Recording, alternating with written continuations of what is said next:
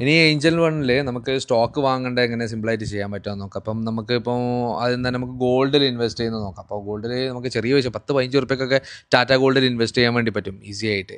അപ്പോൾ നമ്മൾ സെർച്ച് ബാറിൽ ഇപ്പം ഞാൻ ഓൾറെഡി സെർച്ച് ചെയ്തുകൊണ്ടാണ് അതിൽ കാണിക്കുന്നത്. എന്നാലും നമുക്കൊന്ന് ആദ്യം ഒന്നും കൂടി ചെയ്തു നോക്കാം.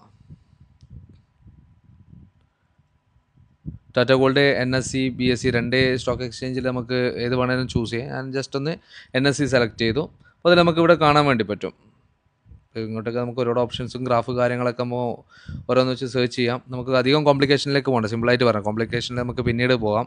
അതിൽ താഴെ ബൈ സെല്ല് 2 ഓപ്ഷൻ കാണാൻ വേണ്ടി പറ്റും. അതിൽ നമുക്ക് ബൈ ഓപ്ഷൻ ക്ലിക്ക് ചെയ്യാം. ദെൻ അവിടെ നമുക്ക് എന്താക്കാം, നമുക്ക് എത്ര ഷെയർ വേണമെന്നില്ല. നമുക്ക് ഇതിപ്പം ഒരു ഷെയറിന് നമുക്ക് 14 രൂപ 62 പൈസയാണ് ഇപ്പം മുകളിൽ എഴുതി കാണിക്കുന്നതുണ്ടോ.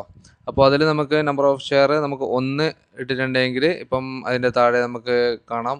ഇപ്പം ഇവിടെ പ്ലേസ് ബൈ ഓർഡർ എന്നുള്ളതിൻ്റെ തൊട്ട് മുകളിൽ കണ്ടോ ഇത്ര പൈസയാണ് എനിക്ക് വരുന്നത്. അതിനിപ്പോൾ ഒരു 10 എണ്ണാണെന്നുണ്ടെങ്കിൽ 146.94 വരുന്നത്. അപ്പോൾ ഓക്കെ, ഒരു 100 ഷെയർ ഞാൻ ലൈവായിട്ട് ഇപ്പോൾ വാങ്ങിക്കാൻ വേണ്ടി പോവാണ്. അപ്പോൾ അതിൽ പ്ലേസ് ബൈ ഓർഡർ കൊടുക്കുക.